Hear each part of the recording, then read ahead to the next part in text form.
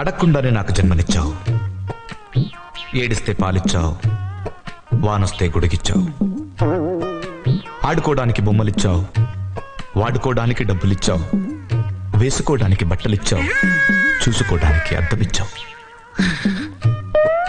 అమ్మా, రాసుకోవడానికి పలక ఇచ్చావు, గీసుకోవడానికి గడ్డమిచ్చావు. అందుకే నువ్వు నాకు నచ్చావు. కానీ ఎందుకమ్మా ఇంత అర్లీగా చచ్చావు?